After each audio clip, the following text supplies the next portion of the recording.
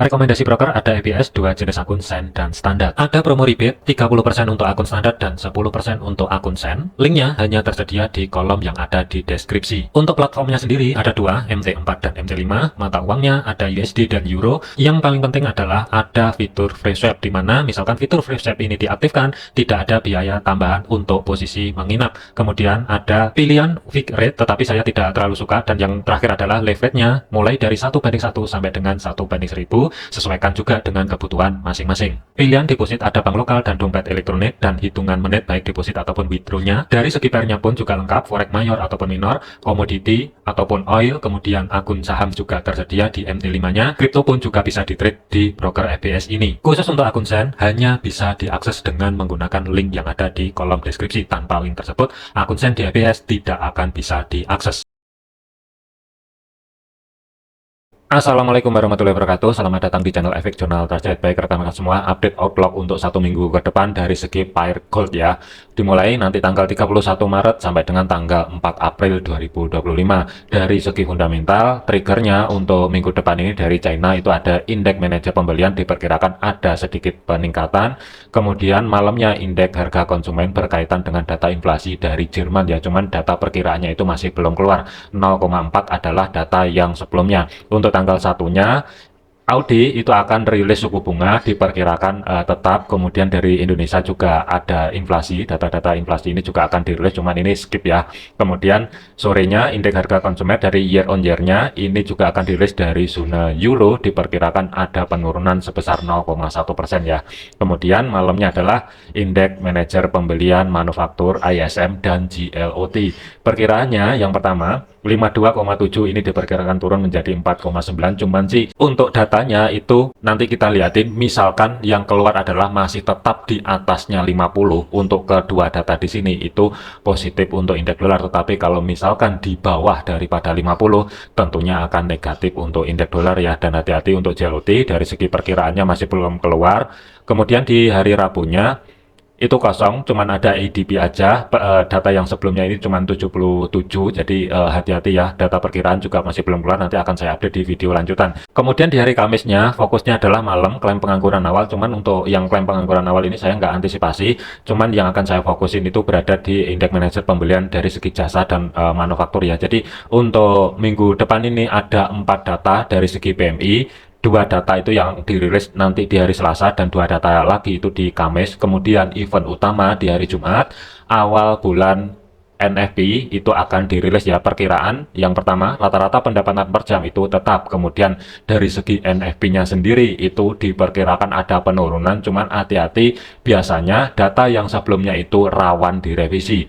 Tingkat pengangguran diperkirakan meningkat. Jadi misalkan nanti data yang keluar rata-rata pendapatan misalkan turun, kemudian NFP-nya itu misalkan juga turun, dan tingkat pengangguran itu nanti naik sesuai yang diekspektasikan, tentunya ini akan ngedorong untuk indeks dolar semakin melemah dan gold bisa lari ke atas. Tetapi kalau misalkan sebaliknya, kemungkinan ada kesempatan untuk gold terkoreksi terlebih dahulu sebelum naik lebih tinggi. Yang terakhir 2245 ada pidato dari Powell, ini hati-hati ya, kemungkinan trigger utamanya atau volatility besar dimulai nanti di hari Kamis. Selanjutnya langsung masuk ke gold. Flashback sedikit untuk gold, open market di minggu yang kemarin kurang lebih tanggal 24 Maret ya, itu kan harga turun di level area minor, open marketnya berada di area zona tengah. Level area minor bagian bawah di sini itu didapat dari pecahan SRP. Support pertama sampai dengan batas bawah pivot ini, kalau misalkan saya tarik untuk SRP-nya, level minornya itu jatuh di kisaran 3002 ya, kurang lebih pas mengambil level area minor, dan harga ini bergerak ke dorong ke atas.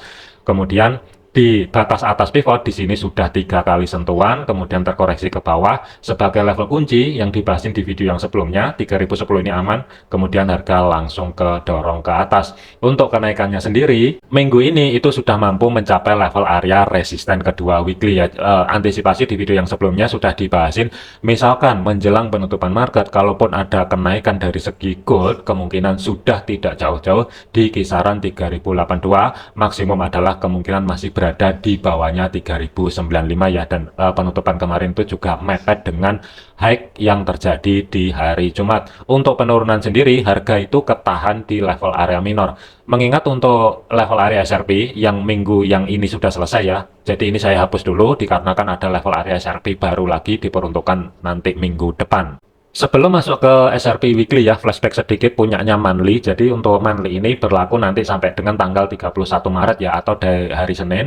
Untuk harga itu setelah break di level area resisten kedua monthly yang berada di 3017 itu kan terkoreksi ke bawah, baru lanjut naik lebih tinggi ya. Dan sebagai batasan pantau over monthly itu ada harga 3109 sampai dengan 3154. Jadi misalkan untuk hari Senin nanti melanjutkan perjalanan ke atas, sebagai batasan pantau over monthly itu masih ada dua area yang ada di sini untuk monthly-nya, tetapi saya tidak fokus, kemungkinan masih belum kalau harga ini nanti di hari Senin atau penutupan akhir bulan ya mencapai 3155. Tetapi kalau misalkan mencapai level area 3109 itu mungkin masih ada potensi. Nanti kita akan gabungkan untuk level area SRP weekly ya. Jadi hati-hati untuk gold di bulan Maret ini, kuat banget untuk kenaikannya. Masuk ke time frame weekly-nya. Kalau misalkan saya tarik untuk level area SRP-nya dari low sampai dengan high weekly untuk menentukan pergerakan satu minggu ke depan, hati-hati di resisten 3 dan 4 sebagai batasan pantau over satu minggu ke depan sampai dengan nanti di tanggal 4 April ya.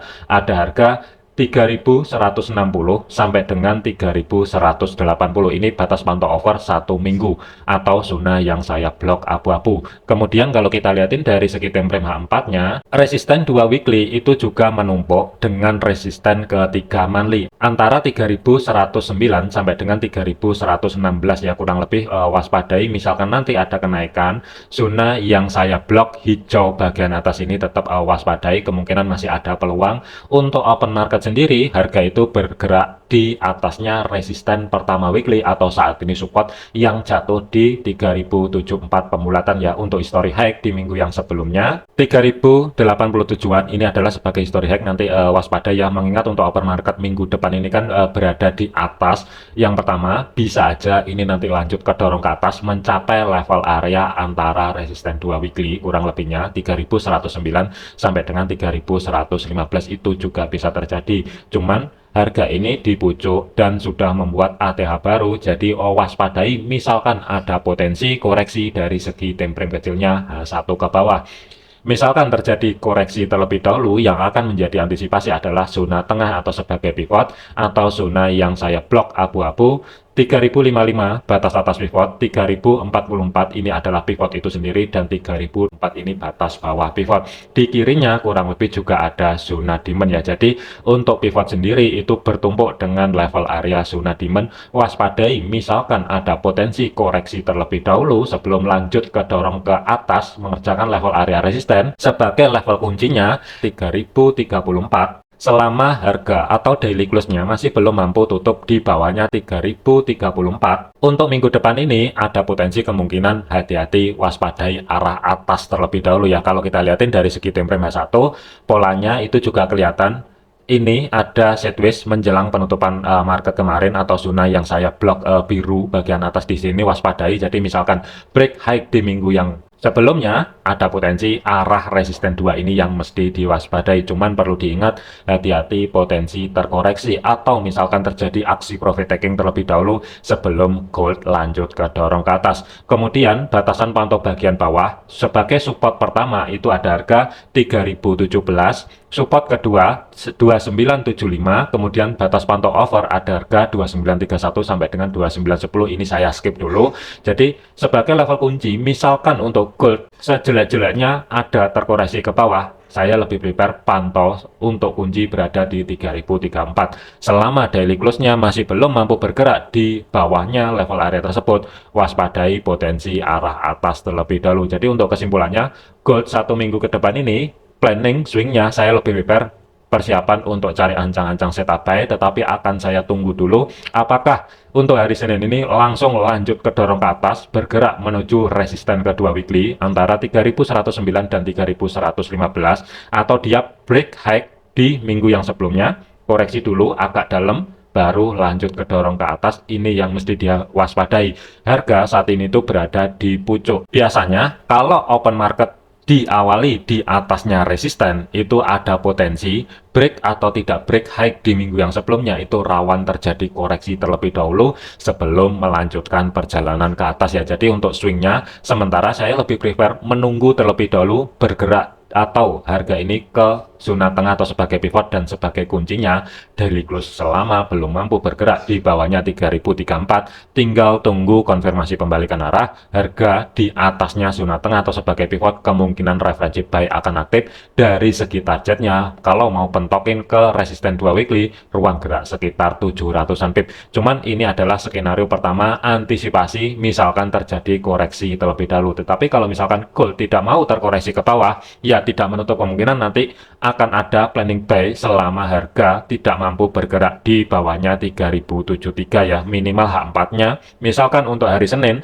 body candle-nya masih belum mampu tutup di bawahnya 3073, tinggal tunggu konfirmasi pembalikan arah, persiapan untuk cari ancang-ancang setup buy dengan targetnya 3115 maksimum. Cuman untuk yang planning buy di atasnya 3073, sementara saya tidak mau gambar terlebih dahulu. Cuman untuk swingnya, saya lebih prefer menunggu apakah ada kesempatan harga terkoreksi ke pivot terlebih dahulu sebelum lanjut ke dorong ke atas.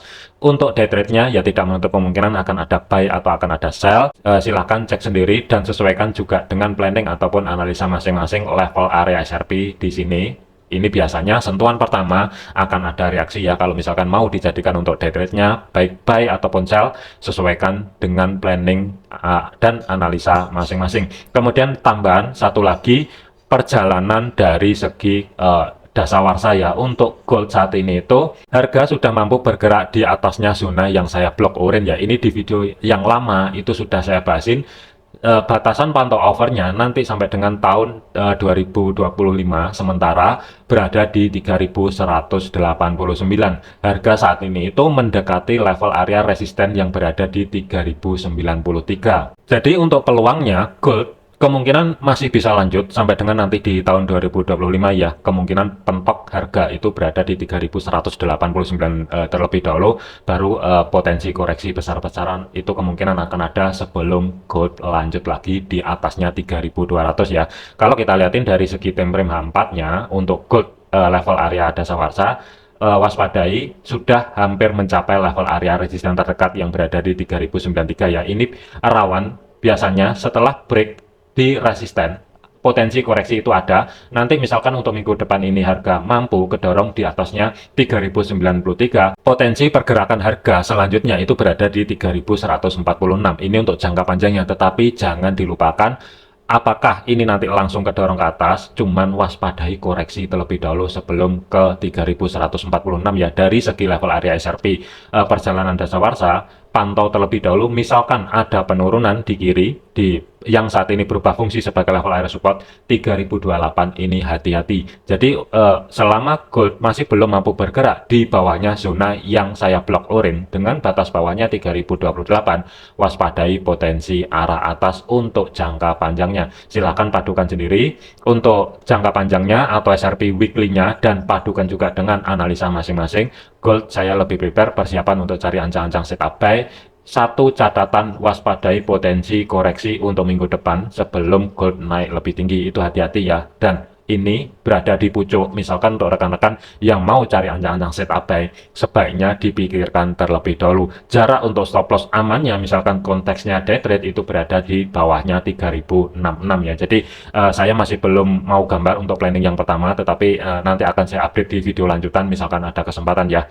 Jadikan video ini sebagai referensi, jangan dijadikan sebagai patokan. Segala keputusan risiko menjadi tanggung jawab masing-masing. Jangan overload, jangan overtrade, tetap disiplin. Terima kasih, sampai jumpa di video yang selanjutnya. Wassalamualaikum warahmatullahi wabarakatuh.